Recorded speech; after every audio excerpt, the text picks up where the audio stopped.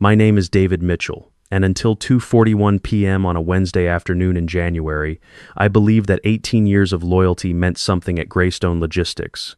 That's when our new managing director, Lauren Hayes, projected my compensation package onto a 65-inch screen in front of 200 employees and called me a legacy cost that needed to be right-sized. I'm 51 years old.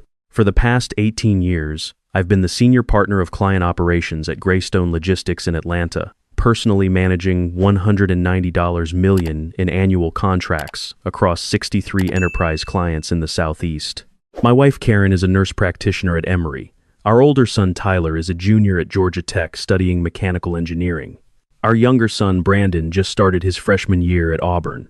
Between 2 college tuitions, a mortgage in Decatur, car payments, and the usual expenses that come with raising a family in Metro Atlanta, we're comfortable but not wealthy. Karen and I are both working professionals who've spent decades building something stable for our kids. What I was not prepared for was a 38-year-old private equity executive turning my entire career into a line item on a PowerPoint slide. Lauren Hayes arrived at Greystone 2 months before that Wednesday meeting. The board brought her in after our founder retired, specifically because of her background at Ridgeline Capital Partners, where she'd spent 7 years restructuring mid-market companies for acquisition. The playbook was obvious to anyone who'd been around long enough. Come in, cut costs aggressively, make the financials look attractive, position for a sale within 18 to 24 months. I'd seen it happen to competitors. I just never thought it would happen to us. That Wednesday morning started normal. I had coffee with Marcus Thompson, our VP of Finance, in the break room before the all-hands meeting. Marcus had been at Greystone for 12 years, and he looked tired in a way that went beyond lack of sleep. She's been auditing every department's headcount and compensation since her second week, Marcus told me, running everything through some proprietary valuation model from her PE days, comparing our costs against industry databases that don't account for anything we actually do. I wasn't worried. My department's numbers spoke for themselves. 96% client retention over 18 years, 14% compound annual revenue growth. I'd personally negotiated the renewal of every major contract Greystone held in the Southeast. My compensation was $310,000 total package, which sounds like a lot until you realize I was directly responsible for maintaining $190 million in revenue. That's roughly 16 cents for every $100 I brought in. The all-hands meeting was unusual from the start. Lauren had invited the entire Atlanta office, about 200 people, into the main conference hall on the 3rd floor. Normally, all-hands meetings were quarterly updates with coffee and donuts. This one had assigned seating, no refreshments, and a presentation titled Building a Leaner, Stronger Greystone displayed on the screen when we walked in. Lauren opened with 15 minutes of corporate language about market headwinds and competitive positioning. Then she transitioned to what she called our Organizational Efficiency Initiative, which involved department-by-department breakdowns of headcount costs versus revenue contribution ratios. Some departments were flagged for consolidation, others for outsourcing evaluation. The operations team shifted uncomfortably when their slide appeared showing proposed headcount reductions of 30%. Then my name appeared on the screen. Not my department. My name, my title, my base salary, bonus structure, benefits package, and total annual compensation of $310,000 displayed in a bar chart next to what Lauren described as the market-aligned benchmark of $165,000 to $195,000 for comparable logistics account management roles. David Mitchell, our senior partner of client operations, currently represents one of the most significant compensation outliers in our organization, Lauren said, using a laser pointer to highlight the gap between my bar and the benchmark bar. At $310,000 total compensation, we are paying approximately 70% above market rate for what is fundamentally an account management and coordination function. This is exactly the kind of legacy cost structure that erodes margins and makes companies uncompetitive. Legacy cost. She called 18 years of building Greystone's client base a legacy cost, in front of 200 people. With my salary displayed like a courtroom exhibit, I could feel the temperature in my face change. Not from embarrassment about what I earn. I've earned every dollar through years of midnight phone calls during shipping emergencies, flying to client facilities during hurricanes to personally ensure delivery commitments were met, and building the kind of trust that keeps a 63 client portfolio intact year after year. The heat came from having my personal compensation broadcast to colleagues, junior staff, assistants, people I managed, all staring at a screen that reduced my career to an accounting problem. Marcus, sitting 2 rows ahead of me, turned around and made brief eye contact. His expression said everything his mouth couldn't in that room. "Lauren," I said, standing up because I wasn't going to have this conversation sitting down while 200 people watched. I'd prefer to discuss compensation matters privately rather than in an all-hands setting. There are confidentiality considerations around individual employee compensation. This isn't about any individual, David. This is about organizational cost structure. Lauren didn't even look at me when she responded. She kept her eyes on the room, performing for the audience. Every company has positions where compensation has drifted above market reality over time. It's not personal. It's mathematics. Mathematics. She'd reduced 18 years of relationship building, crisis management, and revenue generation to mathematics that happened to ignore the $190 million those relationships produced. "With respect," I said, keeping my voice level, "the benchmark data you're referencing compares my role to generic account management positions at companies that handle a fraction of the contract volume I manage. My portfolio generates $190 million annually. That's an average of over $3 million per client relationship. My total compensation represents about 0.16% of the revenue I directly maintain, which is precisely the justification narrative that allows compensation drift to persist," Lauren replied, now turning slightly toward me with a practiced look of patient condescension. "Every senior employee believes their contribution uniquely justifies above-market pay. But the data tells a different story. Clients work with Greystone because of our infrastructure, our network, our pricing. Account management oversight supports those institutional strengths. It doesn't create them." I looked around the room. 200 faces, most of them avoiding eye contact. A few people from my team looked angry on my behalf, but weren't going to challenge the new managing director in her first major presentation. Denise Park from HR was typing rapidly on her laptop, which I recognized as the documentation behavior that happens when someone in leadership is doing something legally questionable. "What's the proposal?" I asked. Lauren clicked to the next slide. A revised compensation structure showing $185,000, base salary, eliminated bonus potential, reduced benefits. A 40% cut in total compensation, presented with a neat blue arrow showing the adjustment path from current to market aligned. "We're proposing a compensation correction to bring this role in line with industry standards," she said.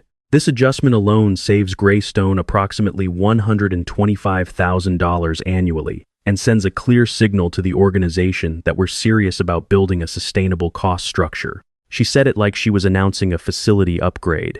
Calm, professional, completely detached from the fact that she just publicly proposed cutting my income by 40% in front of every person I worked with. The meeting continued for another 30 minutes, but I stopped processing information after the first 5. I was doing 2 things simultaneously. First, I was calculating what a 40% pay cut would mean for Tyler's tuition at Georgia Tech, Brandon's at Auburn, our mortgage, Karen's student loans from her nurse practitioner program that we were still paying off. The math didn't work, not even close. Second, I was thinking about a phone call I'd received 5 months ago from Robert Chen, CEO of Meridian Logistics Solutions, Greystone's biggest competitor in the Southeast. Robert had been trying to recruit me for nearly 4 years. His most recent offer, made over dinner at a steakhouse in Buckhead, had been the most serious yet. Executive Vice President of Client Partnerships, full profit and loss authority over the Southeast Division, equity stake in the company, and compensation that he described as reflecting what your relationships are actually worth to whoever has them. I'd turned Robert down 5 months ago because I felt loyal to Greystone, because I'd built something there over 18 years, and it felt wrong to walk away. That loyalty had just been projected onto a screen and labeled a legacy cost in front of 200 people.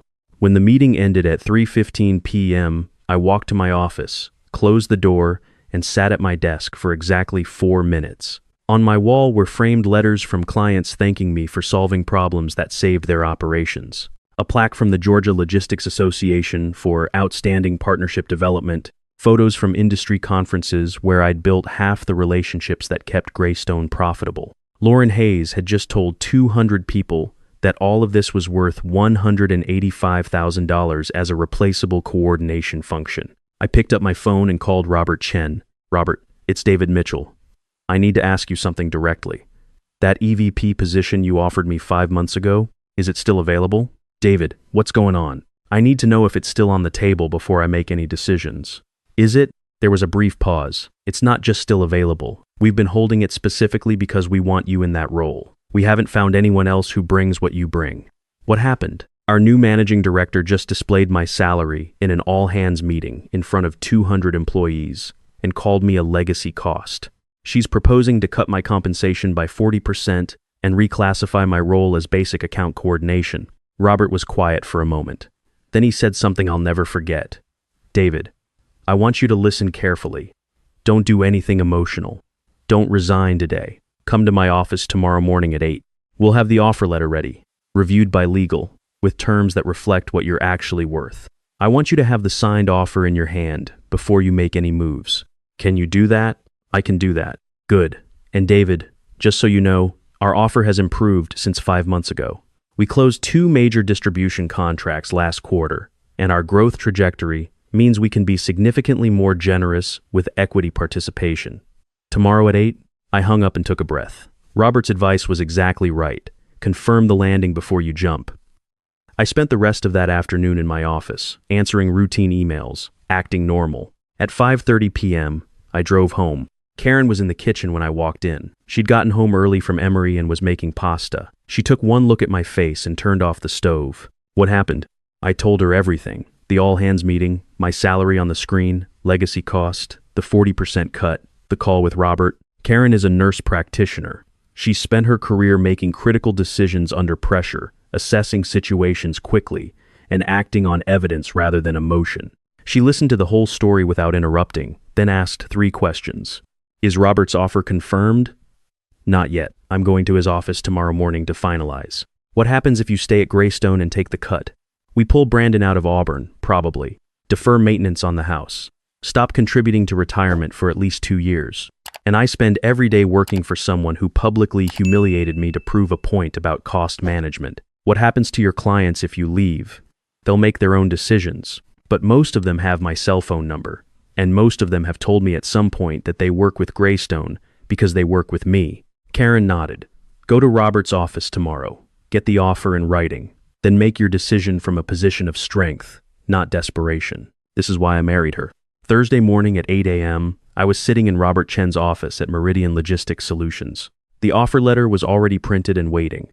Executive Vice President of Client Partnerships, $365,000 base salary, 12% equity stake vesting over 4 years, full operational authority over client acquisition and retention for the Southeast, a signing bonus that covered 3 months of transition expenses, and a clause that explicitly stated compensation reflects direct revenue impact and relationship value rather than market survey benchmarks.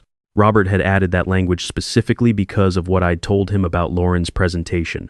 I read the offer twice, asked 2 questions about the equity vesting schedule, and signed it at 8:47 a.m. Then I drove to Greystone. I walked into my office at 9:20 a.m., sat down at my computer, and composed my resignation email. I addressed it to Lauren Hayes, copied the board of directors, Marcus Thompson, Denise Park in HR, and my direct reports. The email was 4 sentences.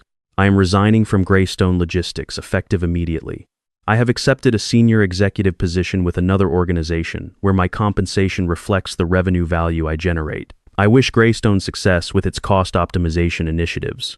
I will return all company property by end of day. I sent it at 9:31 a.m. Then I started packing. 18 years fit into 3 boxes. Awards, photos, client letters, a coffee mug Tyler made me in middle school that said world's best dad with a crooked handle. My phone started buzzing before I'd finished the first box. Marcus Thompson appeared at my door. Dave, please tell me you didn't just send what I think you sent. I did. Do you have somewhere to go? I start at Meridian on Monday. Marcus leaned against the door frame and closed his eyes for a second. She has no idea what she just did, does she? She will.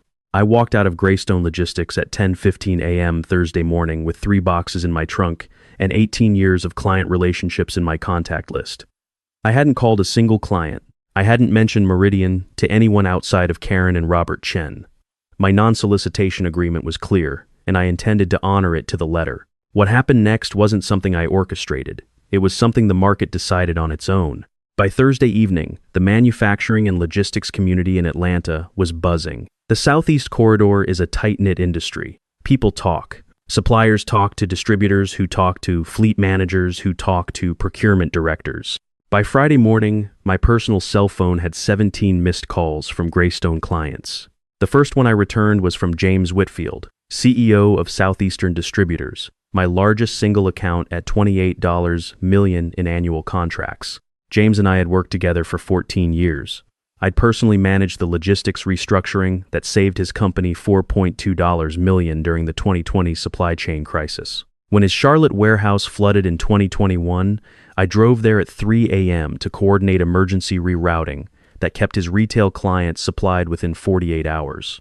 "David, I'm hearing you're no longer at Greystone," James said. "Tell me this isn't true." "I resigned yesterday. I'm joining Meridian Logistics on Monday." "David, I need to be very direct with you. We don't have a relationship with Greystone. We have a relationship with you. You've been our logistics partner through every crisis we've faced for 14 years.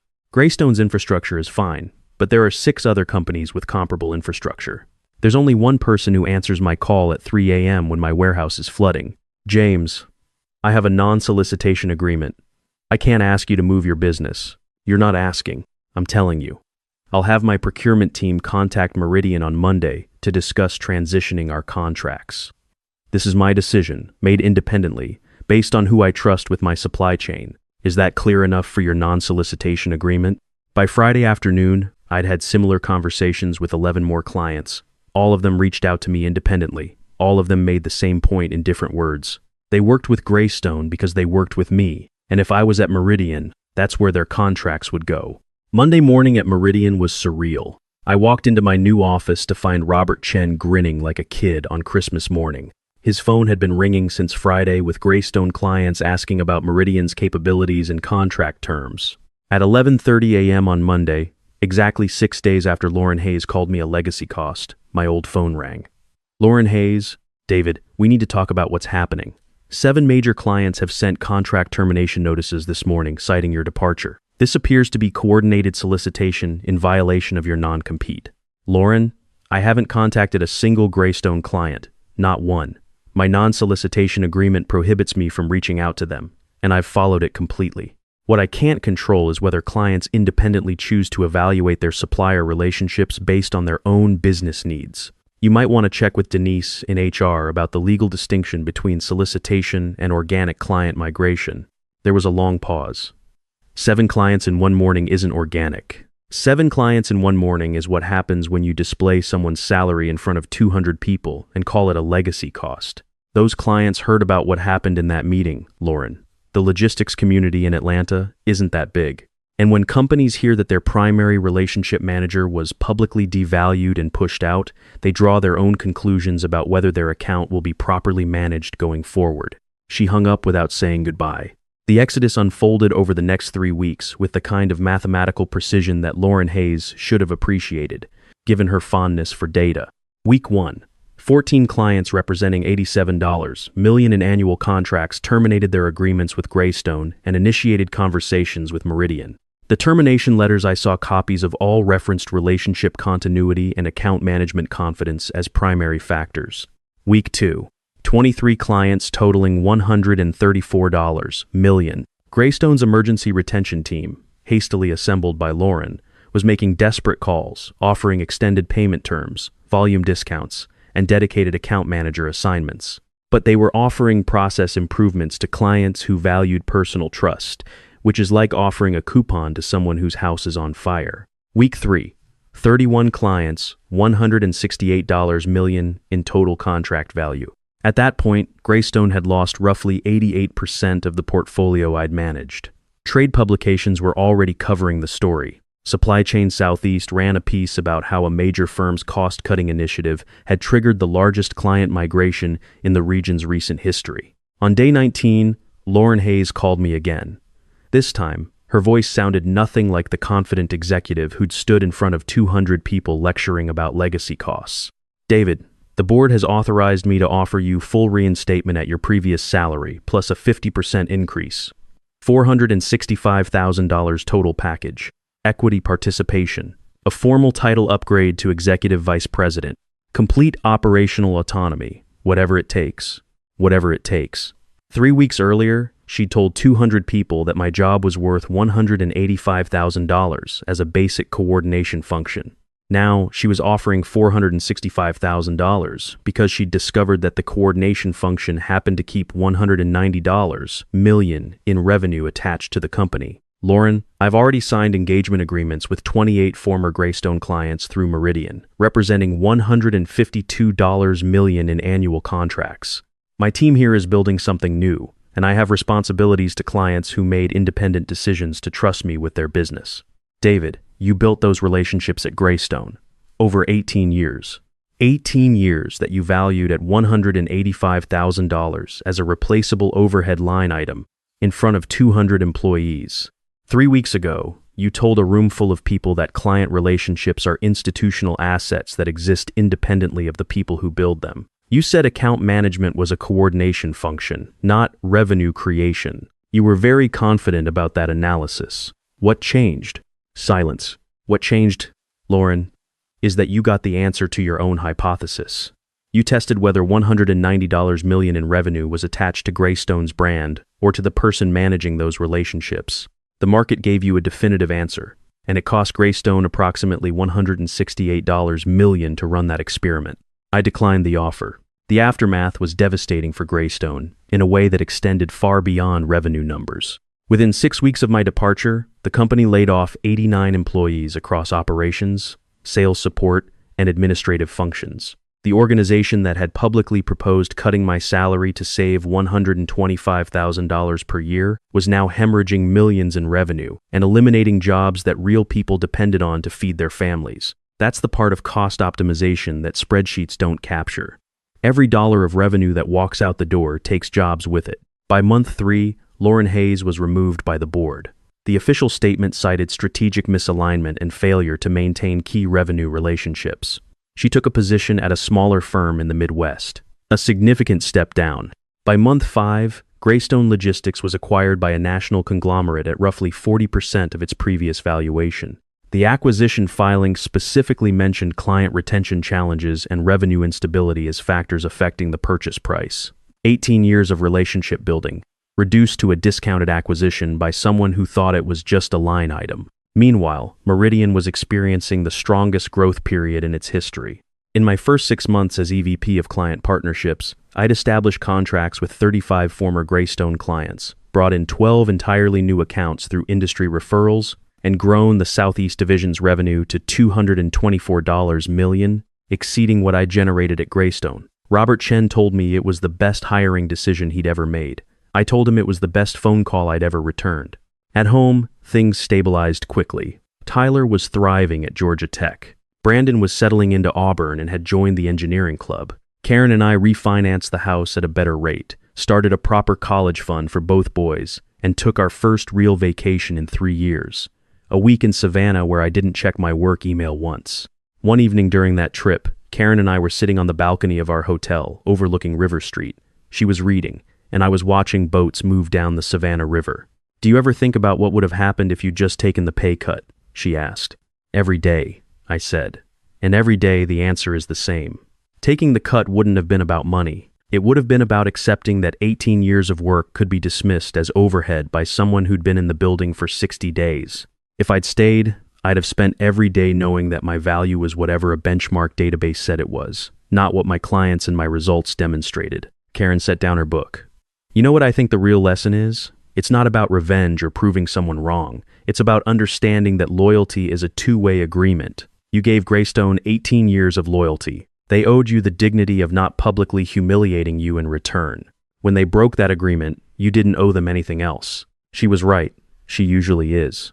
9 months after I left Greystone, the Atlanta Business Chronicle published a feature story about the Greystone situation, examining what they called one of the most dramatic client migrations in Southeast logistics history. The article explored how the new managing director's aggressive cost reduction approach had inadvertently demonstrated the critical difference between salary expense and revenue value in relationship-driven industries. Several business school professors were quoted discussing how the case illustrated the dangers of applying standardized benchmarking to roles where personal trust generates outsized returns. I kept exactly one thing from my 18 years at Greystone. A screenshot that Marcus Thompson sent me of the all-hands presentation slide showing my salary highlighted in red with the label "Legacy Cost Requires Right-Sizing." I had it printed, framed, and hung it in my office at Meridian. It hangs next to the Southeast Logistics Partnership Award I received 11 months after joining the company. Sometimes the most valuable business education comes from someone who doesn't understand the difference between what something costs and what it's worth. Lauren Hayes looked at a spreadsheet and saw a $310,000 expense. She never saw the $190 million in relationships that expense maintained, because relationships don't fit neatly into benchmark databases and proprietary valuation models. I got called a legacy cost at an all-hands meeting, so I walked out, and Greystone lost 88% of the client portfolio I'd built over 18 years. Not through solicitation, not through sabotage, through clients independently deciding that their trust followed the person who'd earned it, not the company that threw it away. That's not revenge. That's just the market doing what markets do, assigning value where it actually exists, rather than where a PowerPoint slide says it should be. My name is David Mitchell. I'm 51 years old, and I now understand that the most important number in business isn't the one on your paycheck. It's the one that disappears when you walk out the door.